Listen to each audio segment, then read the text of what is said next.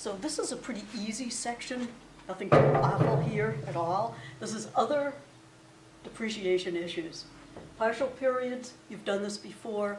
The only thing you'll run into in some of the exercises here is it's going to be a whole lot more complicated. But basically, a company can only depreciate equipment or buildings if they own them. So if the building was not bought until May, then you can only depreciate the first year from May to December. So that's the basic premise there. What you'll run into in the homework is that some companies will do this different ways. They'll have no depreciation the first year of a purchase, and they'll take full depreciation the last year, or vice versa. Some do it by the quarter, some by the month. Hopefully you don't run into too many that do it daily. There's all different conventions that are usually used to do this. So the homework will take you through all the various options. Okay, so that's nothing you haven't seen before. Depreciation and replacement. Basic concept here is just because you're taking depreciation, it has nothing to do with cash. The cash was paid when you bought the asset.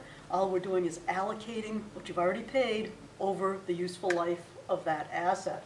So I'm sure you'll run into a multiple choice question somewhere that says, oh, does depreciation build up cash to buy a new asset? No, it does not. So I think that's about all that that's about. Okay.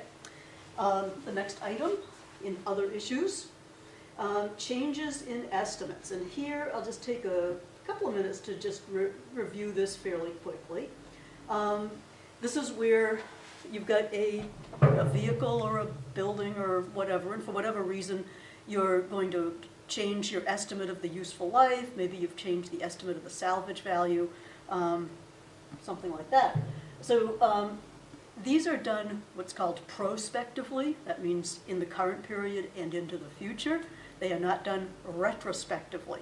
We're going to just do this going forward. So and it's treated as a normal adjustment. We don't recognize any gains or losses, nothing like that. So very simple process. The first is, and this is the one that most students miss, is you have to get to the current book value of the asset. So that's your cost, less your accumulated depreciation to the date, and then that gives you your current book value. Then you go and you recalculate the depreciation as you would have to begin with, just with the new information. So you get to the current book value, and then you would simply say, okay, now we'll deduct the salvage, or the revised salvage if that's been changed, and then you do the number of years that you now think are remaining. So to look at an example of this, just to see what it looks like, we got something that cost $50,000. It had an estimated life of 10 years. The original salvage was 8. But, geez, they changed the value of this right on. I don't know whether they drove it out of the lot and hit a pole or something, but anyway.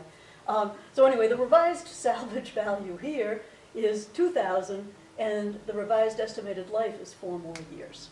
Okay, so we get to the current book value, so that's the cost, less the accumulated depreciation to date. That gives you a current book value of $18,000, and then you just recalculate it with the new information. The revised salvage value is $2,000. That gives you a revised depreciable base of 16. You're going to get 4 years more life out of it, and instead of the original amount. And so you divide by the number of years remaining, and you get your revised depreciation expense. So the only complication you run into with these is on the wording. Sometimes they won't, when I'm doing an exam or something, I'll say the new number of years they think are remaining is, and that would be the number you divide by. But a lot of times the homework's a little more complicated than that. It'll have an original life of 10 years, and they'll say now they think it's going to last 14, or it'll last 8 more years from the current date. So you just have to watch that you get the number of years right. Okay, so I think there'll be a few examples on that. Some of them, the problems are rather confusing, but the basic principle is what we just did here. Main thing is you get to the current book value, and then just recompute the depreciation with the new information. Okay?